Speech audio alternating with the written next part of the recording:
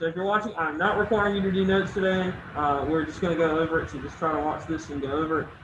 When we go to the next section, you will have notes. But I decided with I had some technical difficulties with it, so we're just going to do that. Because y'all, I made the document and everything. I don't understand where it went. But it's not in there. So I probably didn't hit save or something. There's no point. So let's get back to it. Let me pull the chat up over here in case something happens. Someone wants to say something. And I'll have my participants over here. Okay, now we can get started. Now I've got everything organized. I hate me too. Organizing is clearly an important part of management, but how do managers get started organizing their business? The managerial organizing process involves taking a plan and making it a reality.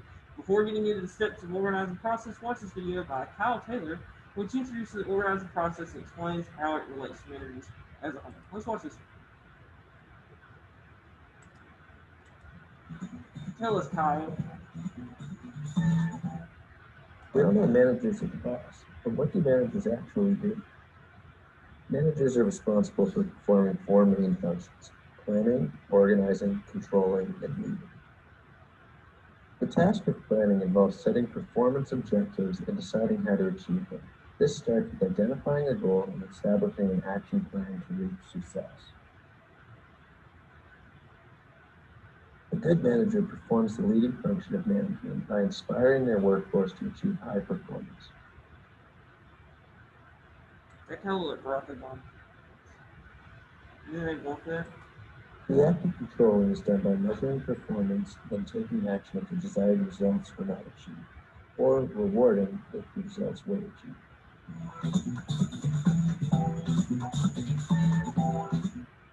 Organizing is arranging tasks, people, and other resources effectively to accomplish work, such as our manager here assigning two employees to work together on a project.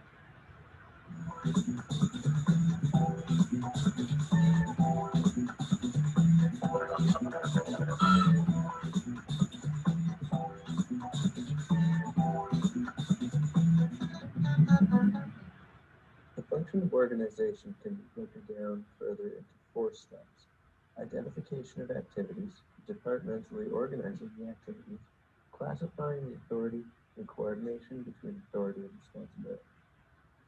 The task of identifying activities is self-explanatory, as a manager must decide which jobs need to be done.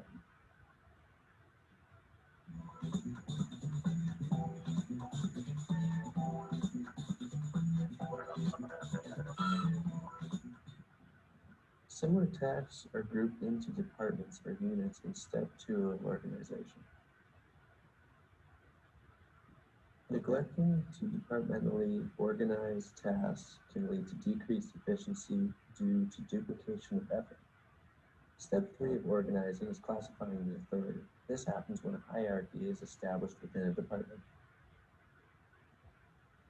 A hierarchy is a clear outline of the chain of command. It allows all employees to understand who they are reporting to, and all managers to understand who they are responsible for.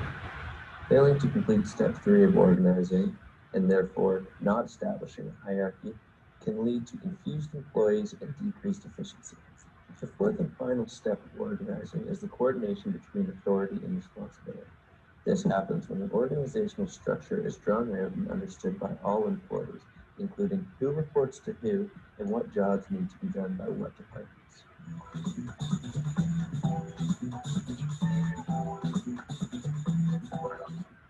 So why is organizing so important? Well, the best way to answer that is to look at the difference between a manager who does use his organizational skills and one who doesn't, and the outcomes of both. A manager who organizes effectively has a workforce who are all the same page and can contribute to a common goal as efficiently as possible. They know who they report to and what their tasks are. There's no confusion, and all the work gets done in a timely manner. If the manager does not organize effectively, this can lead to the employees all being on different pages. This causes confused and frustrated staff which also leads to decreased productivity and a negative mood in the workplace. It's clear that organizing is an essential part of being a manager. Organization allows a group to be on the same page and increase their productivity to their maximum potential. Thanks, Kyle. So again, the organization really is going to help you make sure that all of your workers and employees are functioning together. Like you said, multiple times are on the same page. That's one of the best things that organization will do. Determine the work needed to be accomplished. So the first thing, like we said in the video, is they need to figure out what needs to be happening. If we are trying to, let's say we're an advertising company, or we're trying to make a commercial or something, we need to figure out what is the steps we need to do to make this commercial. We need to research some different parts. We need to figure out who is our target audience. We should know that already, because if we're an advertising company, that should be one of our first things we always do. Is who for and an advertising company usually works for another company. So let's say it's an advertising company working for. Somebody give me a business. What's a business? Any business. Burger King. You didn't give me one, did you? You just said, oh. Okay, cool. Burger King. So let's say an advertising company is working for Burger King. They're going to realize their target audience is anyone who enjoys fast food, anyone who enjoys like burgers, fries, all that stuff. And usually that's going to be, well, honestly, anybody. So that being said, they're going to figure out target audience, things like that, and they're going to determine what needs to be done. So someone needs to film the commercial. Someone needs to get pictures of the the food we're advertising. Someone needs to coordinate with different television companies of when can we run this advertisement, and then kind of like how are we going to what voice actor do we need to go over it? Do we have a voice actor? What music we use? All that stuff. So they're going to have to determine who has these different parts to that, and that's just one example of what work needs to be done. Uh, so employees will need to market the business, prospect for leads, set up meetings, create sales pitches, forms, so that's another example.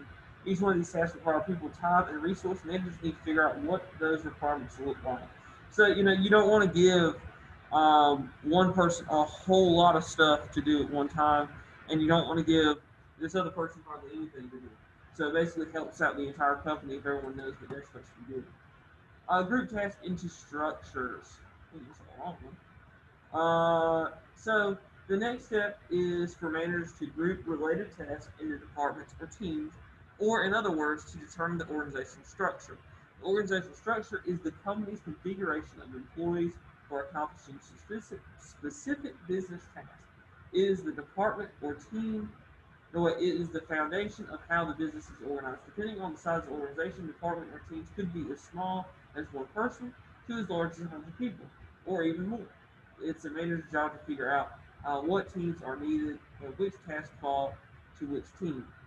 Once managers decide the most effective way to organize, they can illustrate the structure visually using an organizational chart. And we have one down here, and they basically are putting it up in different parts. So, division of events, department of publications, and then division of apparel.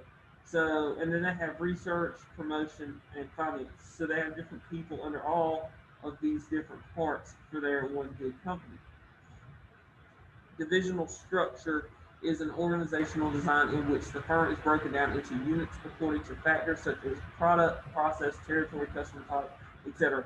Each division contains its own business functions that is needed to succeed. For example, a retailer might have 4 divisions: Northeast, South, Midwest, and West. Each of these regions has its own department, and you can see there, and operations as its own unit. So, functional structure. So, is an organizational design in which the firm is broken into traditional departments, each with its own set of responsibilities and activities: marketing, operations, sales, IT, etc. So, in this case, employees are grouped with those who share the same work tasks and skills, rather than by the product they work for. So you can see here we have research here And we have research for the events, we have research for publications, and we have research for apparel. Whereas down here in this type, we break it down differently by planning, operations, and sales. And then we have research under planning, we have marketing under planning. Operations, we have personnel and accounting. And then sales, we have Midwest and East. So they broke it down in that kind of way. So it's a little bit different of breakdown. At the end of the day, it might accomplish the same goal. It just might depend on what works best for your company. So another rare form of departmentalization is the matrix structure, which combines the two employees answer to a function manager and to another cross-function team. For example, an accountant might report to the chief financial officer, but when she is assigned to create a budget for a particular project line, she might report to the head of that product line for an assignment. So down here we can see we've got the president, we've got a vice president of um, R&D, marketing, production, and finance. That was kind of hard to read.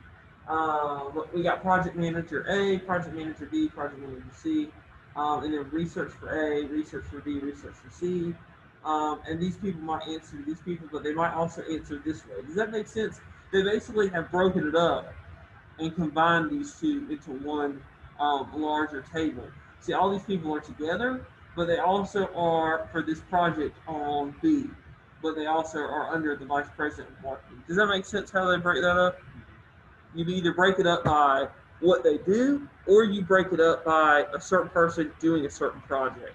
And then for this example, they're breaking it up into both of those basically, and they can do either or. And that's probably honestly what you see more in the real world, um, especially for larger companies. You know, you met or kind of medium-sized companies.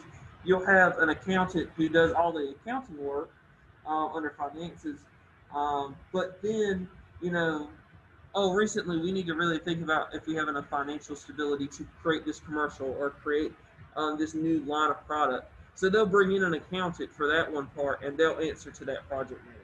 Does that make sense, basically? So they just kind of have two areas they're working in. We're not going to watch the video, because sometimes it's kind of boring. Um, Another aspect of organizational structure to consider is the span of control, the measurement of how many workers are supervised by one manager.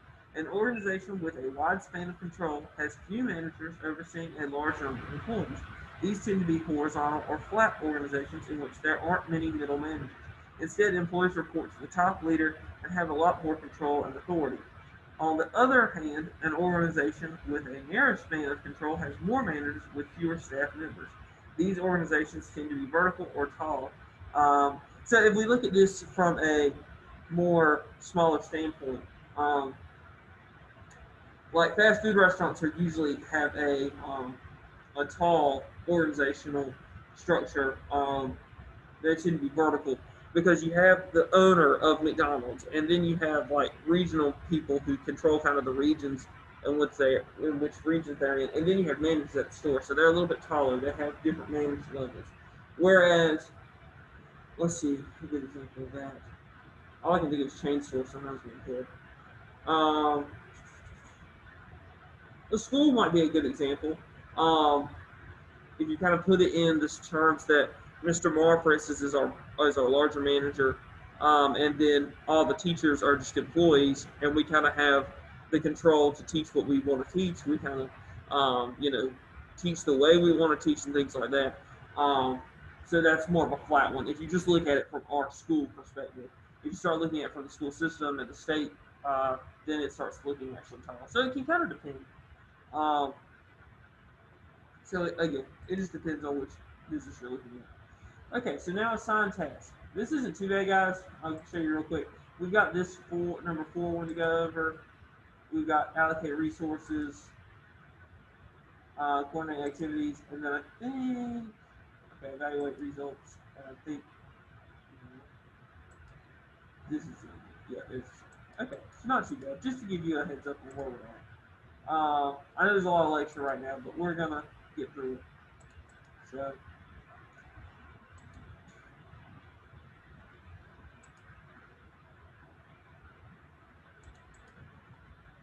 Okay, so after the organization structure has been set and the employees have been organized, Managers need to organize the work itself. In other words, they must figure out who should be in charge of what task. Again, very simple stuff. Don't overthink it. We figured out where everybody's at in the chain of command. Now we're going to assign the work to those people in the chain of command. Let's consider an example. A small handcrafted furniture manufacturer has 4 employees. Each person could do a little of everything: ordering supplies, building, painting, finishing, displaying, and selling furniture. Or, as an alternative, one employee could specialize in purchasing, one in construction, one in retail display, and one in selling. Each of these employees could become experts in their area rather than trying to excel at so many different tasks. Do you see how organizing job responsibilities in a way makes a lot more sense? So, and again, it depends for the store because some stores might run with, 4 people, um, kind of just working in there and doing a little bit of everything. But some companies may work better with someone specializing. Um, right now, for a little while in the business department, this is just a smaller scale, all the business teachers were able to teach basically all the other classes. When we only had basically multimedia, Word and PowerPoint, and then a few of the other business classes, we all could kind of teach these different classes and we could all interchange. With now all the classes we're offering, we're kind of having to specialize because it makes sense when there's all these different classes to specialize. Um, and eventually we might get back to the point that we can all teach a little bit if we needed to, though. So it helps for have these employees be able to do a little bit of everything, though. It's never a bad thing. All right, delegate authority. So the organizing function is one of the most important aspects of management. It benefits business in many ways. The next step for managers to delegate authority. Authority is the formally granted influence of individuals to make decisions. I think I know what authority is. One important aspect of authority is the chain of command. The chain of command is the flow of authority within an organization. For the chain of command to be effective, it must include 2 principles. First, each employee should only report to one supervisor. This is called unity of command. Employees with more than one supervisor might receive conflicting instruction, which is confusing and challenging. In certain situations, such as projects or temporary work, employees might report to a team leader and a supervisor, but in general, employees should only have one manager at a time. Second, the chain of command should have a clearly defined line of authority that connects all employees in the organization. This is called a scalier principle. The relationship between employees and authority should be clear. Entry-level employees should be able to understand how authority flows from CEO all the way to them. Again, very basic stuff. Basically, you need to understand who's doing what and in what way do they report to their superior. Um, a good example is how I run our FBLA here. I have a lot of officers because we have a very large club. So, for instance, I have the president, which is David Mallinson. I don't know if you know who he is. And then we have a VP, which is Aiden, a VP, which is Caleb, and then a VP, which is Gar Patel. Gar handles all the charitable stuff. Aiden handles all the social event stuff, and Caleb handles all the competitive event stuff. And that's the 3 main things we kind of do in that club.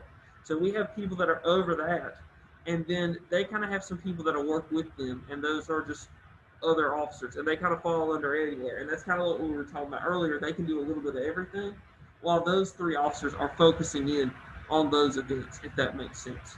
So then everyone knows, okay, if I have a question about competitive events, I'm going to get Caleb, and then Caleb will come to me with any questions that he has on competitive events. That chain of command helps me out, so I can actually get more stuff done for FBLA. When I first started doing it 2 years ago, I wasn't good at that, so kids just constantly were asking me questions. They were asking, about competitive events, social events, charitable events, everything. And I've gotten better at delegating, so I delegate all those things to my 3 officers, and now they handle those situations a lot better. Charitable events, for instance, Lori handles all of those. I may come up with some ideas and help her with that, but she's always the one who's the lead contact. Like when we did the canned food drive, when we did a uniform drive, she was the one contacting the homeless shelter that we dropped that stuff off at. So it was very important for me. I didn't have to worry about that, so I could handle doing other things. For instance, just my job teaching. But she was handling that, and then Caleb was handling all the competitive stuff, and then Aiden was handling the fantasy football leagues and getting them all set. I don't know if anyone saw or participated in those. I never gave out a prize for those. Bad, Mr. Hayes. That was bad. Okay. I'll give those out eventually. That's a good reminder. Good job. Class, help me remind me of something. Allocate resources. So now you got to think about what resources you need to use. So employees can't accomplish tasks without resources: equipment, facility, materials, supplies, time, and money. Of course, resources aren't unlimited. Managers must decide how to best divide resources among employees to make sure work is accomplished. This step includes arranging facilities in an efficient, safe way, providing the necessary tools and equipment to accomplish tasks, making working conditions comfortable and pleasant, helping employees structure their work hours efficiently, organizing department budget, and allocating funds among teams. So again, you got to make sure your employees have what they need. Um, if they don't, then they can't do their job. Going just back to the FBLA thing, where we pass out shirts. If you sign up for FBLA, you get a T-shirt. Well, my kids can't pass out the shirts if they don't get them. Um, and if we were actually a real organization or company, I would probably have a kid go and drive and pick up those shirts. Obviously, I go pick them up, but it's a, I will get it to you before the end of class. Just say something to me before you leave. Um, but anyway, yeah. So for instance, I had those shirts. Apparently, someone didn't do a good job passing them out. Some my fault. But anyway, um, but I have to go get those shirts, and I have to make sure that they have those shirts to pass out, and it makes the club more successful. Another good example of just any kind of company running it. I can't teach y'all without a projector, right? I can't. I mean, I could, but it would kind of suck. I wouldn't be as effective without my computer. I wouldn't be as effective without this big projector screen, without the markers, and the ability to print the essential question that y'all look at every day, I'm sure. Oh, by the way, that is where the essential question is, in case anyone ever asks. Um, we're still on 1.01 on the essential question, but we're technically on 1.04. But I will change that eventually, or maybe we'll see. Um, I'd like to see how long I can go on one essential question. But anyway, um, but if I don't have those resources, then I can't teach very well. So that's where we get money at the beginning of the year, and that money's provided for us. We purchase things off of it, like projectors. Then we get some more money based off of how many students we teach, and then I have to order stuff that'll help us teach our classes. So, for instance, we just ordered a whole bunch of video stuff for Adobe Video when we get that course in. So, like, if that makes sense, basically what we're doing is we have to have those resources, and the county and the CTE kind of stuff from the state gives us money to help teach our classes. If we don't have that, then we can't do a very good job. Same thing if we just go back to our usual fast food example. If Taco Bell doesn't have straws or cups, then they're not going to be running effectively, right? So they've got to make sure that they have allocated resources for that. Okay, coordinate activities. Um, So, managers need to integrate the work of employees and teams together to achieve organizational goals. The manager is in charge of facilitating this coordination by clearly communicating with employees, making connections among departments, and demonstrating the relationships among work tasks. Managers should compile and share organizational charts, chain of commands, workflow, processes, and other documents and graphics so employees can see how activities come together. Another great example. DH Conley does a good job of this.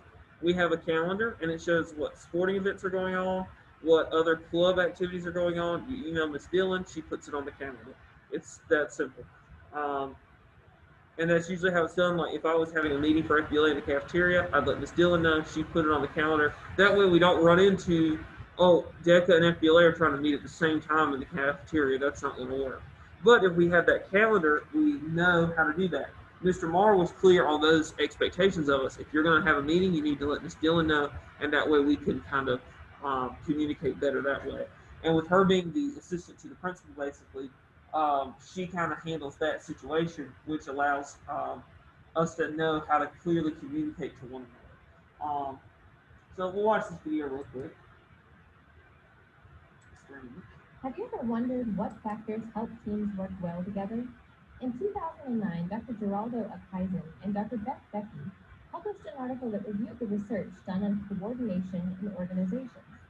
Published in the Academy of Management Annals, they developed a model to describe the factors that contribute to teams experiencing successful coordination. It seems there are three conditions that have to exist for coordination to occur: predictability, accountability, and a common understanding. These These conditions set the stage, as it were, for teams to coordinate well. First, teams have to decide what they'll get done and when it will happen. They call this predictability. The question of who is responsible for various tasks they call accountability. It is essential for coordination to be clear on who does what and to make sure that everyone does their part. The final condition that sets the stage for coordination is a common understanding, which refers to how and why things get done. A big part of this condition is establishing clear goals for the work to be done. But how would a team go about making the conditions right for coordination to occur?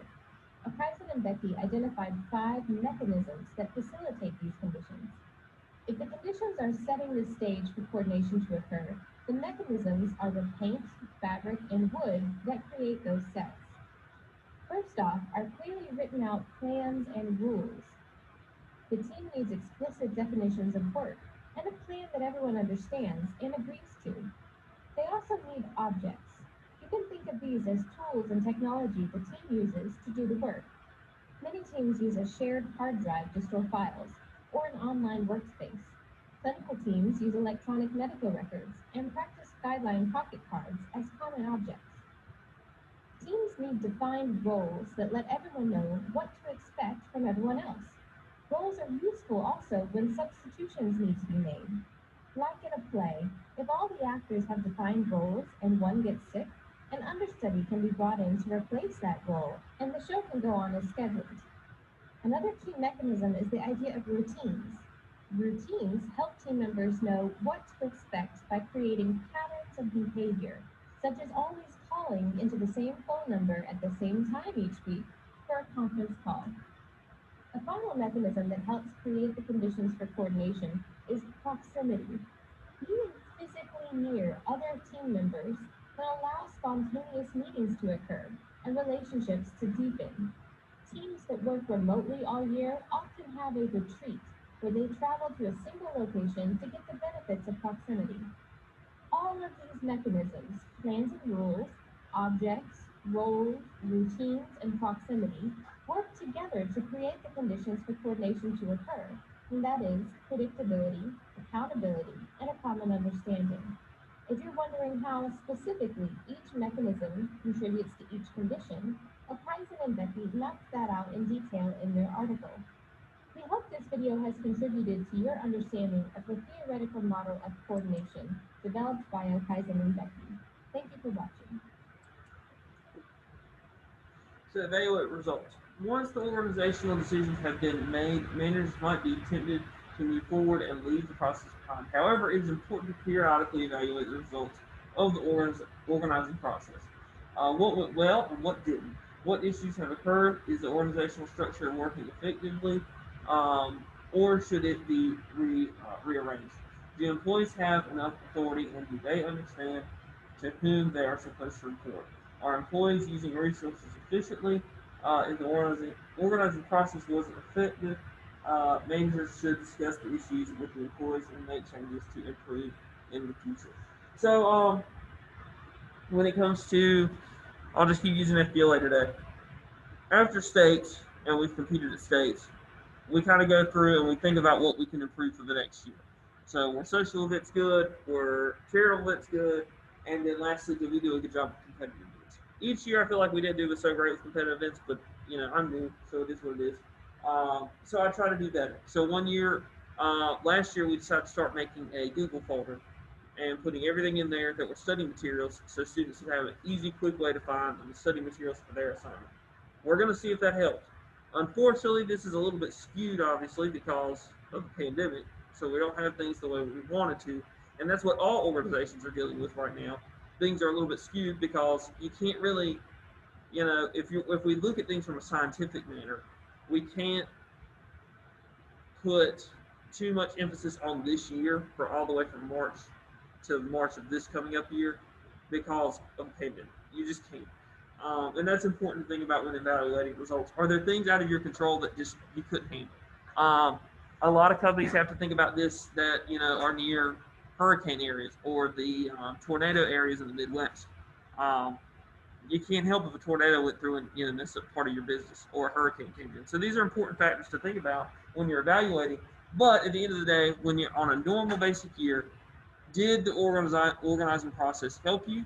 And if it didn't help you, why didn't it help you? What part of it did we mess up? Because if you follow these steps, it should help your business at least be organized, which most likely will be an effective result.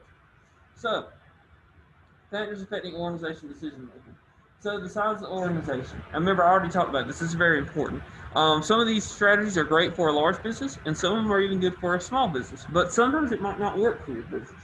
A manager of three-person family business is not going to make the same organizational decisions as a manager of a large international corporation.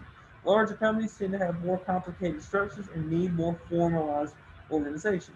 On the other hand, smaller companies might not need a complex structure and organizational process. Yeah, you might be wasting time. If you're especially think about how many locally owned businesses we have. UBE, all the mom and pop stores that call mom and pop that are like Jack Brown's Burgers, I don't know, the Biscuit and the Bean, all these different places that they're just locally owned restaurants. They're not going to have these big structural organized things. They don't need to. It'd be a waste of time, and wasting time is wasting money. So. Managerial abilities. So, when determining a manager's responsibilities, it is important to consider the manager's experience level. A veteran manager might be able to take on a larger staff, whereas a newer manager might need to start slow with only a couple of direct reports. Competence of employees, so employees' abilities. Obviously, if your employees can't handle it, then it's not going to work very well.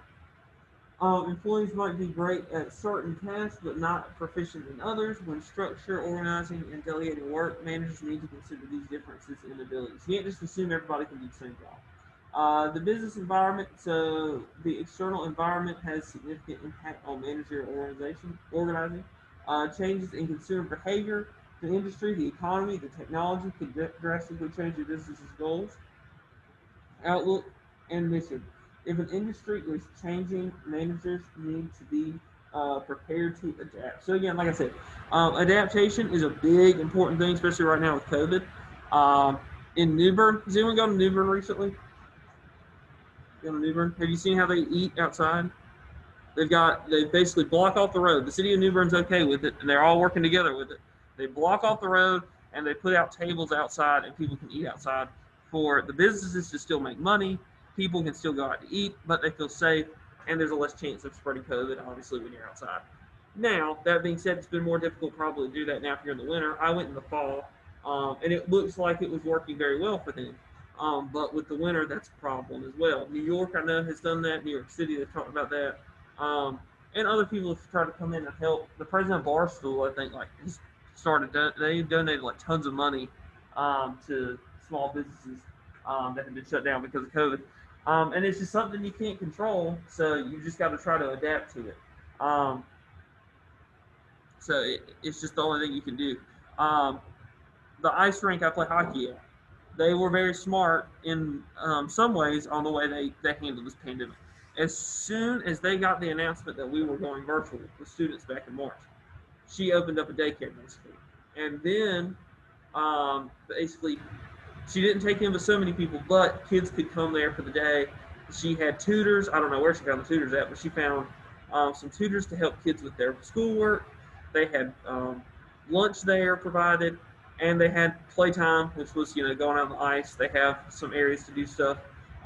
When I show up for some of my hockey games, they had chalk drawings on the sidewalk, so they had taken them outside a little bit. So it was smart. They adapted to the situation they were in. And then once we got on this AV schedule coming in last semester, she did the AV thing. She said, okay, I can take more kids actually because I can have your kids on A week, and then I can have your kids on B week, and we'll just have different kids each week. So it was really smart, and that was a good way to adapt. So the business life cycle, the company's new, expanding, or mature. The stability of the company also affects the organizing process. A new company that is constantly changing might have more flexible job roles and authority than a established organization. For example, as a company grows, they need organizing growth. They need for organizing grows. As a company grows, the need for organizing grows with it. Reading is hard. The more established a company is, the more it can work to maximize efficiency throughout the through organizing. Gosh, I can't read and I forget the end. Again, if you've got an established company, you probably are kind of set in your ways. And if you've got something that's proven to work, you're not going to change it. Why fix what ain't broke? The business strategy. What are the company's goals? If it's aiming to grow, managers might design its organizational structure to accommodate new employees. If it wants to gain market share or position itself a certain way in the market, the organizational structures needs to align with support. Needs to align to support this strategy. All right, and real quick, let's read over the summary, and then we're basically done for today. Besides the recall, managers follow a process to organize people's resources and tasks for businesses. This process involves determining the work needed to accomplish goals, grouping tasks into structures, assigning tasks, delegating authority, allocating resources, coordinating activities, and evaluating results. As managers make decisions throughout the process, they consider factors such as size of the organization, managerial abilities, competence of employees, the business environment, the business life cycle, and the business strategy. So that's basically it for the organizational stuff. So you need to do this total recall at some point and get that done. And that's basically it. We might come back and do one of these assignments, but if we look at what we got left for the rest of the week, let's go do that real quick. Just a real quick review. Thursday, you're going to do this activity 1 and 2, and then you're going to do the gray zone activity. We'll kind of talk about those after you do them. I'll give you some time first thing when we get in here. You'll do those, and then we'll talk about them. And then Friday is going to complete any work from this week, and we're going to have a class discussion. Haven't decided exactly on what, but we're going to, well, I kind of have an idea, but we're going to talk about some of the stuff we've gone over so far, and we might bring up some businesses and what they're doing and stuff like that. So, that being said, the main thing you need to get done, like I said, is the total recall for making it in the business, or excuse me, organizing in action. And it kind of goes through these 7 sections. So now you just need to do the total recall. Other than that, like I said, we're doing these 3 things tomorrow.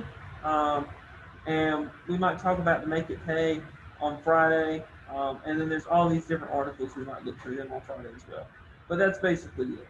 So nothing to worry about besides the total recall today.